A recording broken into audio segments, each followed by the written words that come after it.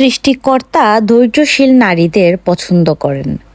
তোমার সাথে অন্যায় হচ্ছে, চুপ হয়ে যাও। তোমাকে কেউ ঠকাচ্ছে বা ঠকিয়েছে, চুপ হয়ে যাও।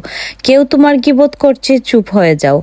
কেউ তোমাকে এতটা যন্ত্রণা দিচ্ছে বা দিয়েছে, ইচ্ছে করেছে মানে দুনিয়াতে না বেঁচে থাকতে। আকাশের দিকে তাকাও, মাটির দিকে তাকাও, চুপ হয়ে সরে যাও।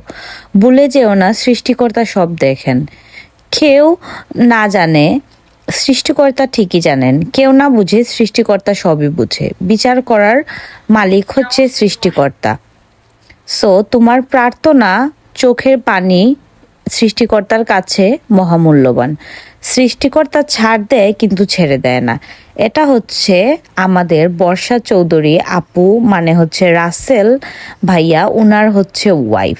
উনি হচ্ছে কিছুদিন আগে এই স্ট্যাটাসটা ওনার ফেসবুকে দেন এবং হচ্ছে এটা আমার অনেক অনেক অনেক পছন্দ হয়েছে। সেই জন্য হচ্ছে আমি আপনাদের সাথে ছোট করে শেয়ার করলাম।